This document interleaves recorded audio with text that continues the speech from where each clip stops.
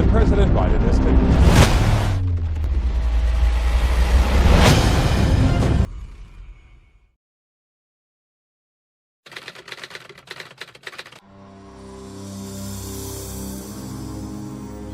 Kamakailan lang ang grupo ng Hezbollah mula sa Lebanon ay nagparamdam ng ilang mga rocket sa teritoryo ng Israel bilang suporta sa Hamas. Pati ang Iran ay patuloy sa pagsuporta sa mga grupo na may kaparehong adhikain, ang pagkawasak ng Estado ng Israel. Ganun pa man, pinagbawalang sumali ang mga ito sa digmaan ng dalawa. Dahil sa babala ng mga taga-kanluran sa mga gustong sumali sa labanan, nawala ng potensyal na katulong at suporta ang Hamas.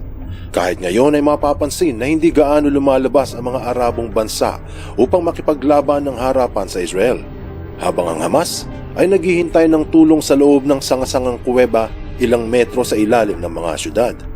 Dumating kaya ang tulong mula sa mga Arabo? Ang pahayag ng mga taga-kanluran ay sinumang partido ang gustong samantalahin ang pagkakataong ito ay sisiguraduhing bebweltahan ng Israel at kasama silang susuporta.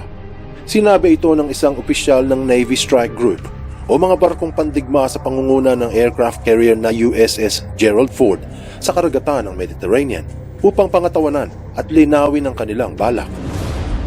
Makalipas lang ang ilang araw, nagdesisyon ng pamahalaan na magpadala pa ng isang strike group upang magbigay patunay sa kanilang babala.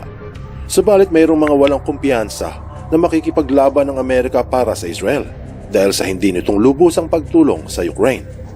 Ano't ano pa man, ang banta ng kanluran ay tila narinig sa gitnang silangan dahil sa hanggang ngayon ay hindi pa kumikilos ang Iran o ang Hezbollah sa loob ng Gaza upang maisalba ang Hamas. Alam ng grupo na wala pang tulong na dumadating mula sa mga Arabo, kung kaya makikita na puro pagbomba sa Gaza Strip ang natutunghayan ngayon at walang gaanong ganti ang Hamas laban sa Israel. Hindi katulad noong isang Sabado kung saan lumantad ito at namaril at nagpasabog ng harapan. Ang mga tunay na biktima dito ay ang mga walang kinalaman sa labanan ng dalawang grupo. Marami ang nagsasabi na Israel could win the battle but lose the war. Ibig sabihin, maaaring manalo ngayon ang Israel laban sa Hamas dahil hamak na mas maraming sundalo ang IDF, mas maraming sandata at mas sopistikado ang kagamitan. Pero ayon sa ilang eksperto, na maaari din itong matalo sa ibang haharaping digmaan. Sa dahilang napansin na ng mga kalaban nito katulad ng Iran at Lebanon na hindi pala bulletproof ang pandepensa ng Israel. Kaya palang pasukin ito kahit ng isang maliit na grupo at mas sigit pa, kayang palusutan ang Iron Dome. Sa madaling sabi, dahil sa labanang ito, lumabas ang weakness ng Israel Defense Force.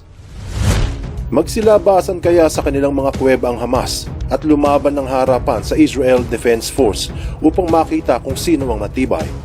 O baka, maubos kaya muna ang mga dinakip bago ito muling makipagpuno? Abangan ang mga susunod pang pangyayari hinggil sa digmaan ng Israel laban sa grupo ng Hamas.